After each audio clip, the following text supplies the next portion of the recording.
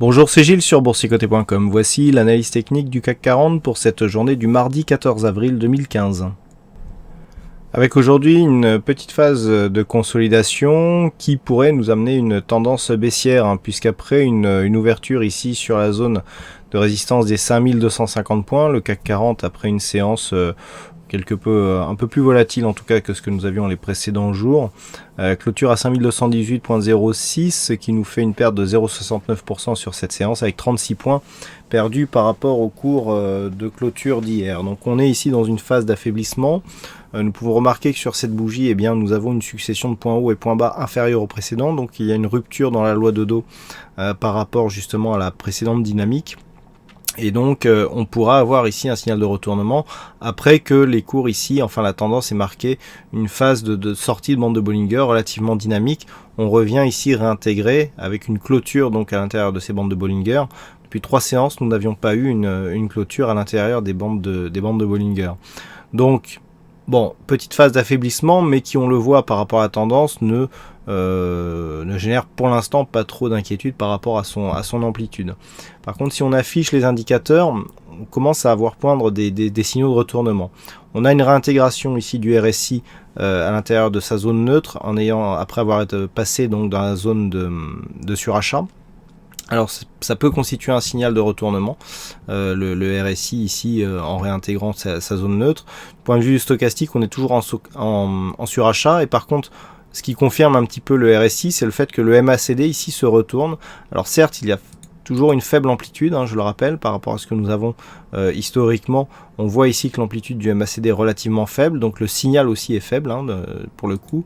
Mais voilà, il faut le remarquer, on va dire que les deux conjugués ici, le RSI plus le MACD, peuvent nous donner un signal de retournement.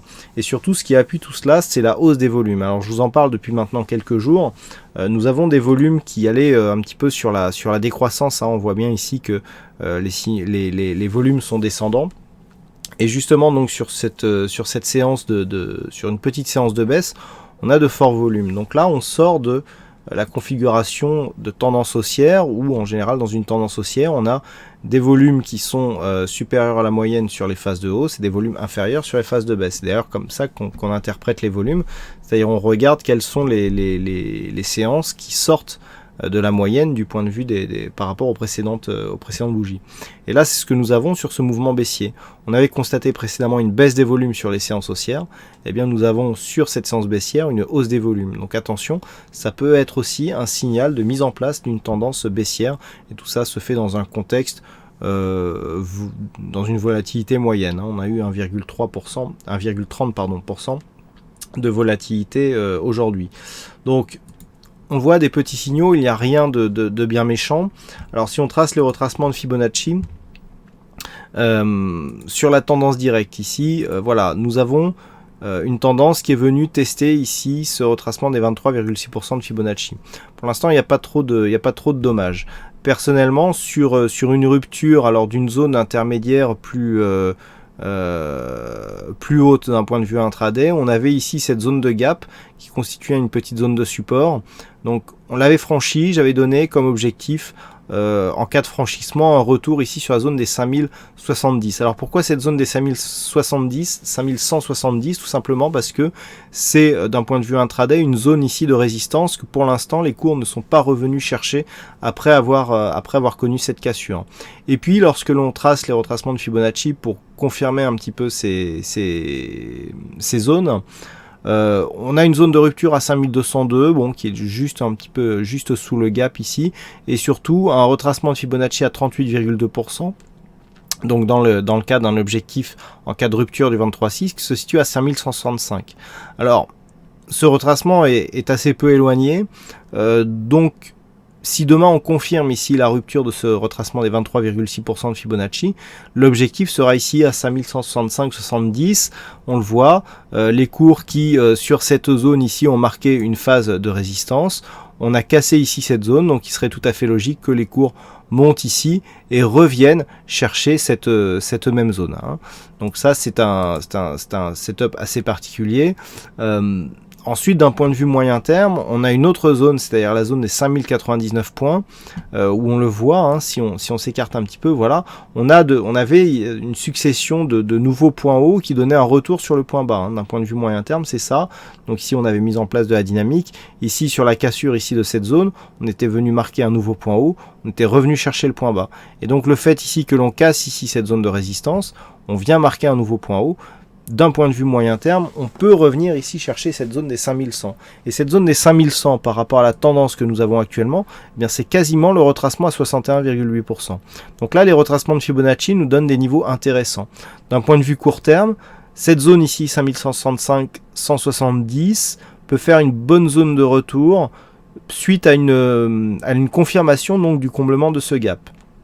Ce gap qui, après avoir été ouvert à l'extérieur des bandes de Bollinger, avait été partiellement comblé, l'est totalement aujourd'hui. Mais il s'était imposé comme support et donc c'était un gap de continuité qui validait ici la poursuite du mouvement haussier. Le fait que l'on clôture ce gap mais que l'on ne l'enfonce pas en clôture montre qu'il y a toujours une prédominance de la dynamique haussière qui est en place. Si demain on vient casser cette zone de gap, si on franchit cette zone de retracement à 5202 points, on aura les signaux d'affaiblissement qui se feront plus pressants et donc l'objectif sera défini sur cette zone 5165-70 points. Ça c'est dans l'objectif, je dirais, d'une continuité de la tendance court terme. On aurait une tendance qui ne consoliderait qu'à 38,2%. Donc on serait toujours dans une grosse dynamique haussière d'un point de vue court terme. Ensuite, dans les prochains jours, si on casse ici cette zone des 38,2, l'objectif sera la zone 50-61,8. Si on vient ici par exemple rechercher cette zone des 5099, certes nous aurons un début d'affaiblissement donc sur la dynamique très court terme, mais par contre d'un point de vue moyen terme, eh bien on aura tout simplement, suite à l'inscription d'un nouveau point haut, eh bien un retour ici sur une zone de point bas qui était précédemment une zone de résistance, donc on ne remettrait pas en cause la tendance. D'un point de vue plus moyen terme, j'ai repositionné ici cette zone de support verte. Ce que l'on peut voir, c'est que dans les prochains jours, cette zone de support sera quasiment sur les mêmes niveaux ici que cette zone de résistance. Donc même si nous avons ici une phase de consolidation dynamique et forte, tant qu'on ne casse pas trop ici cette zone des 5100 points, on reste dans un flux haussier moyen terme. Alors on aura des affaiblissements, des signaux d'affaiblissement d'un point de vue court terme, mais du point de vue moyen terme, il faudrait vraiment venir casser ces zones pour venir réorienter la tendance. Donc c'est dire si pour l'instant nous avons de la marge. Et bien entendu, si on ne casse aucune de ces zones et que l'on revient dès demain marquer des points hauts sur des zones supérieures ici à 5262, eh bien, il y aura invalidation de cette phase de consolidation et signal de continuité de la dynamique haussière. Voilà donc ce que nous pouvons dire sur cette analyse technique du CAC 40 aujourd'hui. Alors, donc il y avait un fixing, c'est Boyki76 qui gagne sur cette session, donc bravo à toi. Et puis en ce qui concerne les statistiques, donc on a assez peu d'occurrences sur cette configuration et malgré tout, eh bien, nous avons plutôt une probabilité haussière sur cette phase, mais les occurrences sont faibles. Donc on verra si les résultats sont significatifs sur plusieurs jours, mais a priori ça semble difficile.